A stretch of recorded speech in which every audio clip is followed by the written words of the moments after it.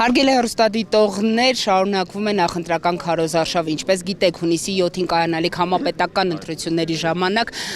առաջադրվել է 19 քաղաքական ուժ, 16 կուսակցություն եւ 3 կուսակցությունների դաշինք։ Այսօր քաղաքացիական պայմանագիր կուսակցությունը նախընտրական քարոզարշավը շարունակում է իրականացնել Արագածոտնի մարզում։ Այժմ մենք գտնվում ենք Ծաղկահովիտ համայնքում եւ ես հիմա պատրաստվում եմ զրուցել քաղաքացիական պայմանագիր կուսակցության կողմից падգամավորի տեխնացու առաջադրված Սոնա Ղազարյանի հետ։ Տիկին Ղազարյան, շնորհակալ եմ։ Ես եմ շնորհակալ հնարավորության համար եւ ընդհանուր առմամբ ճիշտ է, թեպետ նոր է մեկնարկել դեռևս քարոզարշավը եւ դեռևս 23 օր էլ ունենք, արխիվում, որ պետք է շրջենք համայնքներով, բայց կուզենամ այսպես թեկուզ նախնական ձեր տպավորությունները, ձեր գնահատականը քաղաքացիների հետ շփումներից, ընդհանուր այն մթնոլորտից, որը այսօր ձևավորված է, այս նախընտրական շրջանում։ Շատ լավ, շնորհակալ եմ։ Դե առաջին օրվանից ներգրաված եմ հենց վարչապետի հետ քարոզարշավի գործընթացում եւ մենք սկսեցինք մեր քարոզարշավը մեկնարկեց Սյունիքից։ Դուք գիտեք, որ մենք 2 ամբողջ օր անցկացրինք Սյունիքում, վահարավոտից շրջել ենք բոլոր գրեթե համայնքներում, շփվել քաղաքացիներին եւ պետք է ասեմ, որ տպավորված է։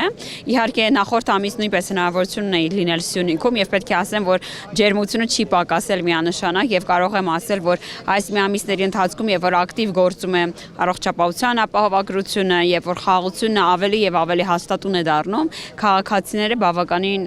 գոհ են ձեռք բերված հաջողություններով, մեր աշխատանքով։ Հաջորդ օրը մենք անցկացրինք Վայոց ձորում եւ 3 ես Շենգավիթ վարչական շրջանում եմ եւ իհեճուկս բոլոր այն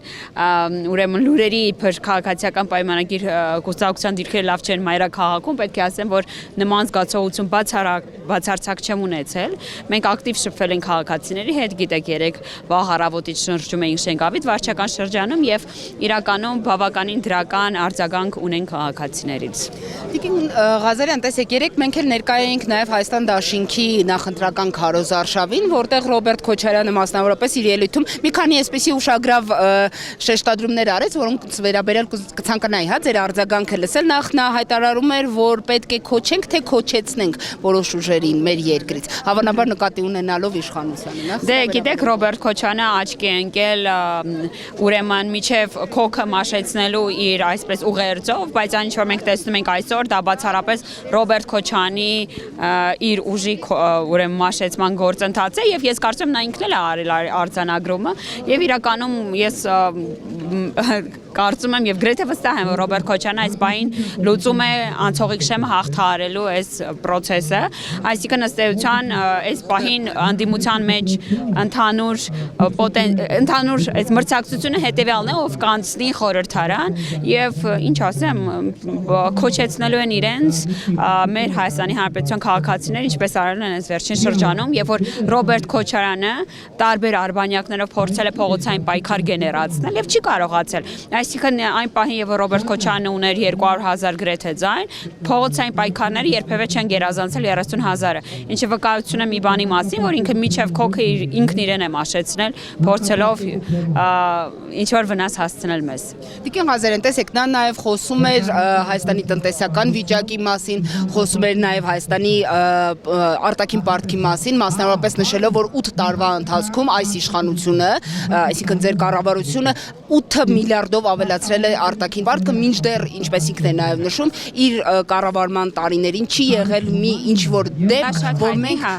ներողություն պարտքով փող վերցնենք, հա, այսպես ասած, ինչ-որ ճանապարհ կառուցելու համար կամ թոշակները նախընտրական շրջանում օրինակ բարձրացնելու համար։ Դա շատ հայտնի մանիպուլյացիա է, բայց այստեղ մի բան է հստակ, որ մենք վերջին օրինակ 2 տարիների ընթացքում այնքան գումար ենք ավելորդ հավաքագրել, այսինքն մեր բյուջեն ունեցել է եկամուտներ, որոնք կարող էին այս պարտքի մարման ուղղենք, բայց մենք դրա փոխարեն գնել ենք նորագույն զենք, զինամթերք, այո, մենք ենթակառուցվածքների մեջ ներդրում ենք արել, բայց այս տագնապը, որ ենք փորձում են առաջացնել քաղաքացիների մոտ, ընդհանրապես իրականության հետ աղերս չունի, որտեղ Հայաստանի Հանրապետությունը եւ մեր հարկային համակարգը կարողացել է հավաքագրել բոլոր այն հարկերը, որոնք տարիներ շարունակ հենց Ռոբերտ Քոչյանի կառավարման օրոք գնում էին ալոց գրպանները։ Եվ մենք մայիսի 28-ին հրավիրում ենք մեր քաղաքացիներին ականատես լինելու, թե ուր է գնացել այդ գումարն իրականում, որովհետեւ մենք ձեռք ենք բերել նորագույն զենք ու զինամթերք եւ մեր քաղաքացիները պետք է իմանան թե իրապես ինչին է ուղղված եղել գումարը, բայց ուզում եմ ասել, որ իրականում այս տնտեսական զարգացման մասին եւ որ մենք խոսում ենք, տնտեսությունը կարող է զարգանալ բացառապես խաղաղ միջավայրում եւ մենք ապահովել ենք խաղաղությունը եւ ակնհայտ է, որ ներդրումների հսկայական ներհոսք են կնկալում հենց այս միջավայրի շնորհիվ։ Իսկ այն որ նշում էր որ մի նոր ճանապարհ չի կառուցել այս իշխանությունը, մի նոր ենթակառուցվածք է, այսպես ասած, չի ավելացել։ Սրա վերաբերյալ մեր քաղաքացիները թերևս ամենալավը արձագանք են, որովհետև օրինակ մեր սյունեցիները, ովքեր բնակվում են Սյունեքում եւ ականատես են լինում մեծ թունելների կառուցմանի, վերջը հյուսիս-հարավնի մեր օրոք է ավարտի հասցվել, եւ մենք գիտենք ինչի, որովհետև դրանց շուրջ կային տասնյակ քրեական գործեր։ Եվ Ռոբերտ Քոչարյանը կարող է գլուխ գովալ թերևս միայն Դիլիջանի թունելի մասով, որն էլ գիտենք, որ Լինցի հիմնադրամն է ֆինանսավորել եւ ես փոքր էի, բայց հիշում եմ այն պատմությունները ենթադրյալ կոռուպցիայի մասին, որոնք կային եւ ամեն դեպքում մենք ենք այն իշխանությունը, որ կարող է գլուխ գովալ տասնյակ կիլոմետրերի, հարյուրավոր, հազարավոր կիլոմետրերի կառուցմամբ։ Ինչ է կարծում նա օրինակ ունի կրկին շանս ընտրվելու այս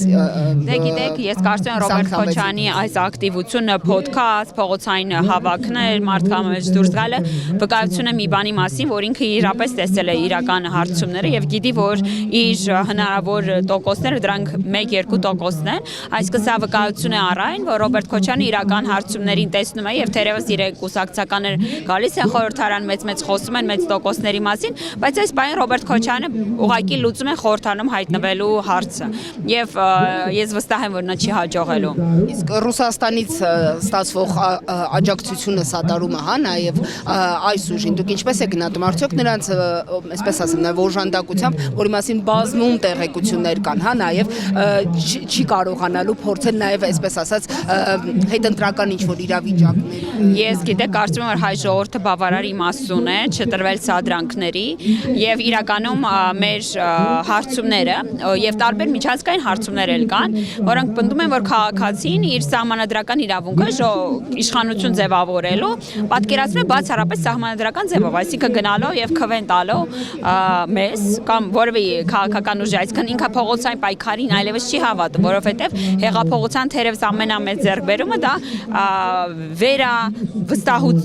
վերայել չէ, հենց վստահությունն է դեպի ընտրական գործընթացներ եւ որ կան արդար եւ թափանցիկ ընտրություններ, որտեղ իշխանությունը գործող իշխանություն կամ հաղթում է կամ պարտվում է, ես փողոցային պայքարի ոչ ռեսուրս եմ տեսնում, որ կարող է գեներացվել եւ ոչ է պատճառը կա, որպեսզի մարդիկ կասկածի տակ դնեն եւ փողոց դուրս գան, չեմ տեսնում հնարավորություն։